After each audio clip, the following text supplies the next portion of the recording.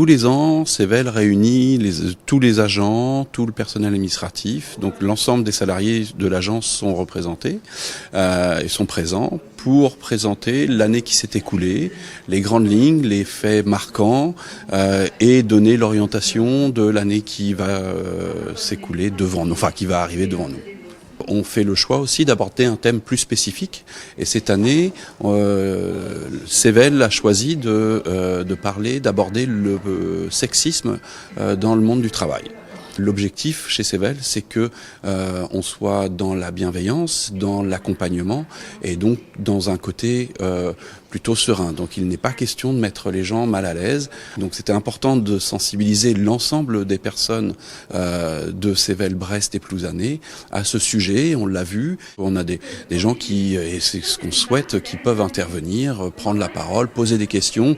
On connaissait le vert et orange de Sevel Service. Donc il y a tout un travail qui a été fait sur la communication. C'est vraiment une démarche globale pour que Sevel continue à être sur le devant de la scène, continue à amener du dynamisme et toujours au service de ses salariés.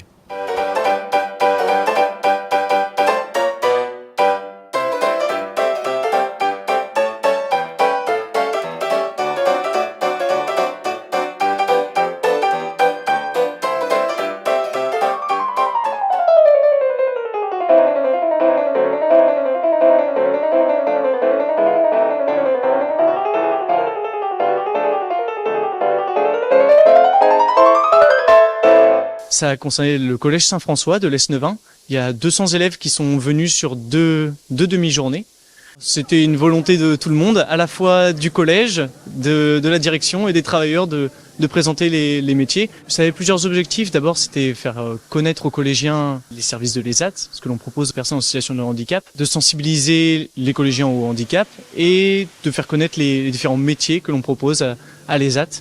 Peu importe les difficultés qu'on a ou que je veux pas qu'il y ait de discrimination ou qu'on nous rejette.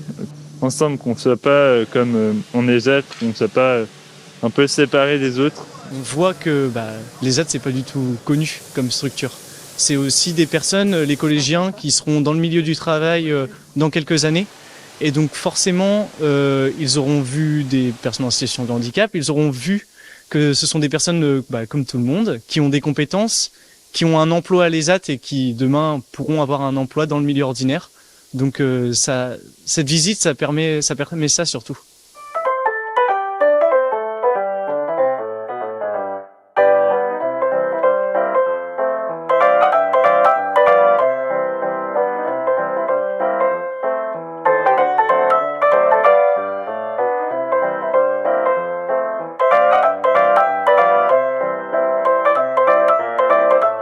C'est une démarche qui a été initiée par les Jaunets d'Or et on a demandé à nos partenaires de longue date, le GEM TSA, le GEM EANDVA, qui est le premier GEM autisme en Bretagne, et puis l'association Esperanza, qui est une association de personnes concernées et de parents, pour expliquer ce qu'est l'autisme, les grandes particularités en fait, pour que les gens puissent savoir de quoi on parle, de quoi il s'agit, reconnaître un peu, savoir repérer les signes, et puis surtout parler du diagnostic aussi, le parcours, comment ça se passe, connaître un peu les interlocuteurs et avoir des informations sur les ressources principales dans le territoire.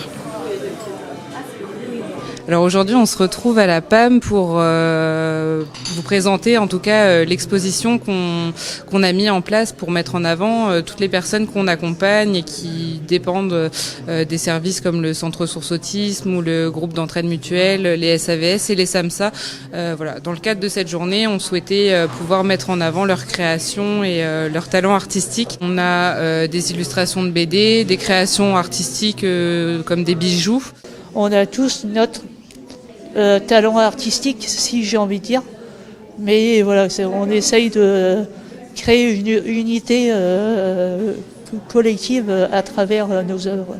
Je peux parler de fierté dans le sens où si je peux toucher quelques personnes, j'ai accompli mon devoir, quoi.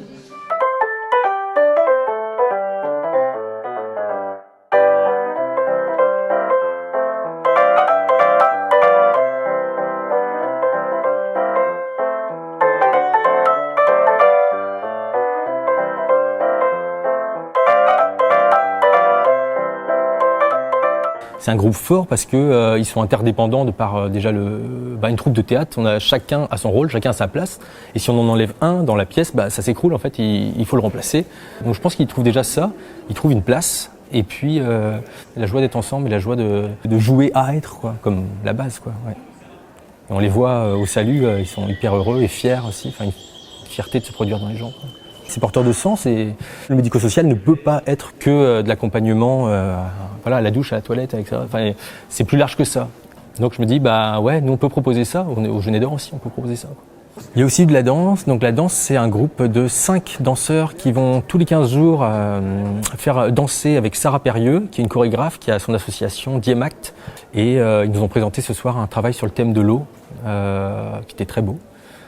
Celle d'aujourd'hui, je pense qu'elle était mieux que la dernière fois, parce qu'il y a plus d'émotion.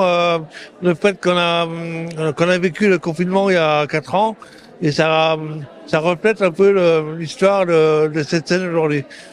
Moi, c'est dommage qu'on arrête là aujourd'hui. J'aurais aimé continuer de voir autre chose, de faire un peu une autre scène. Jouer devant le public, ça donne vraiment de l'émotion.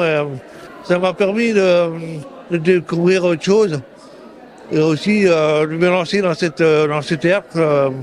C'est vraiment amusant, quoi.